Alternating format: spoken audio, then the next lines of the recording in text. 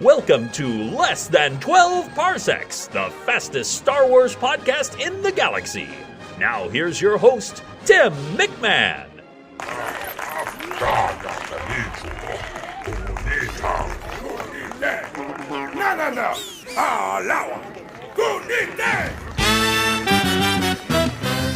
Hey everyone, in the Less Than 12 Parsecs Podcast Podosphere, this is Kyle from the Tumbling Saber Podcast, taking over the airwaves today in Tim's absence. And before I get started, I just want to say thanks to Tim for opening up the floor to us hosts at the Star Wars Commonwealth while he's away.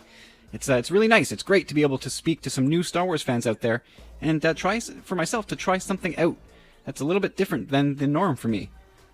So today I want to talk to you about future Star Wars films, namely Rian Johnson's trilogy and the series of films from the Game of Thrones guys, Benioff and Weiss. Their series of films, at least 2 films or so we're led to believe.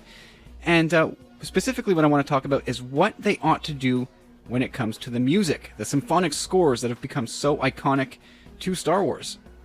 Like many of you, I'm a huge fan of the Star Wars soundtracks, and I mean all of it, not just what John Williams has done, but Kevin Kiner, Michael Giacchino, and John Powell as well. It's like whenever, I don't know what you guys do, but whenever a new soundtrack drops, it spends the next 6 months in my CD player at home, in the car, and yes, CD player, I am that old. Over and over do I listen to the soundtrack. I make my family listen to it until they know what's going on in the movie at that point, whose theme it is, blah blah blah, you get the idea. But music has become so important to the movies that it's almost like its own character.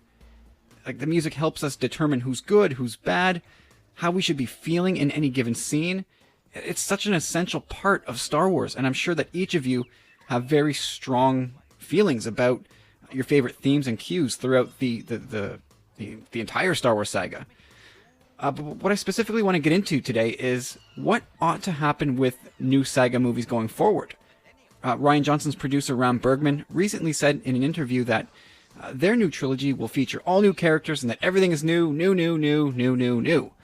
So I got to wondering what that might mean for the soundtrack to Rian Johnson's movies, and for Benioff and Weiss for that matter. Like, should there be entirely new music for these films? Imagine a Star Wars movie that attempts to introduce us to a new opening theme. Like, can that work? Should they even consider that? Like, part of the push and pull of being a Star Wars fan in 2018 is the struggle between forging ahead and sticking with nostalgia. You know, The Force Awakens, of course, as we know, felt very familiar to us. But The Last Jedi was not very familiar. And beyond our opinions of these 2 movies, we're not going there today, it's undeniable, I think, that familiarity and nostalgia messes with our heads a bit, for better or worse, when it comes to our favorite space soap opera. So my 2 cents is that my heart wants to hear some, and I stress some, familiar music in these new films. I think it's important that some kind of anchor be a part of these movies that let us know we're in a galaxy far, far away.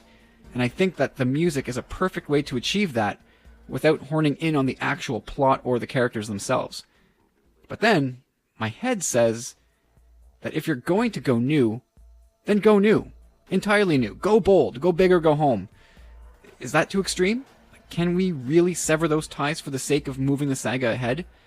Like, the music that we know and love is tied to the episodic films, and to a lesser extent, the standalones. That musical lexicon that we've grown so accustomed to, and that represent 40 plus years of Star Wars mythology, I think we need to let these new storylines develop their own musical mythology. Don't you think? Is that too much to the other extreme? Then again, is that even possible? Like, the new movies themselves will always be compared to the Skywalker saga. It's going to be nearly impossible for these new movies to escape the massive shadow cast by 40 years of history. A history and a nostalgia that fans feel a very specific and powerful ownership of. And that will probably apply to the music as well. In the end, I think the new movies would be wise to retain the main title and opening crawl format for their episodic films. And in my mind, there's absolutely no downside to it. And it's a great way, an ideal way, to keep everything feeling like Star Wars without imposing too much of its will on the stories. Like other music from, like the Force theme, that should be part of the new saga. The Force is the Force is the Force, whether it's in the Skywalker saga or part of Johnson's trilogy or the Game of Thrones guy stuff, right? Like it's all the same Force. Like there's no need to try and reinvent the wheel there. I think it's just enough of a security blanket to help us feel situated and help us get entrenched into that galaxy far, far away that won't have any of the other iconography that we're used to. X-Wings, lightsabers, oh, there'll be lightsabers, but you know what I mean, like the look of the Imperials, the Rebel aesthetic, all that stuff will be cast aside, and we're going to be dealing with entirely new stuff. The music, I think, is a helpful way to keep us anchored there. I assume, of course, we got to assume that they're being truthful when they say it's all new characters.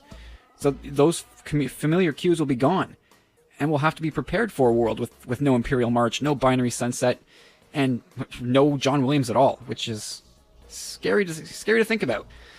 So I'm stuck, and I need you guys here in the 12 Parsecs Podcast podosphere to help me get unstuck.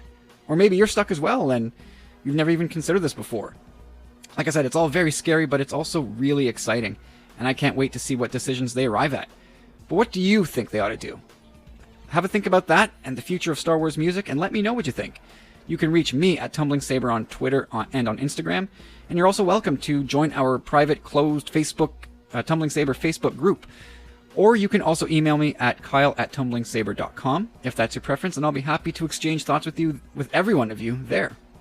And finally, if you're feeling really generous, we also have a Patreon community that we lovingly call our powerful friends that you can find at patreon.com/tumblingsaber.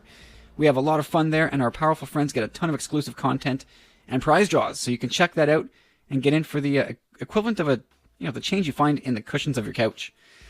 Well, that's it for me, everyone. Thanks again to the vacationing Tim for opening the doors to us hosts at the Star Wars Commonwealth Network while he's away. And be sure to check out the different podcasts on our network at StarWarsCommonwealth.com, or just search for Star Wars Commonwealth on Apple Podcasts. All 9 of our great podcasts are there. You'll find everything you need. We scratch all the different Star Wars itches. And I think you'll really like what you find there. It's been a blast chatting with you all today. I hope you've enjoyed it as much as I have. And as always, may the Force be with you. You've been listening to Less Than 12 Parsecs, the fastest Star Wars podcast in the galaxy. For links and show notes, visit our website, TwelveParsecsPodcast.com. Follow Less Than 12 Parsecs on Twitter at 12parpod, on Instagram at 12parsecsPodcast, on Tumblr at 12parsecsPodcast, and find us on Facebook as well. And please let us know what you think. Email us at 12parsecsPodcast@gmail.com.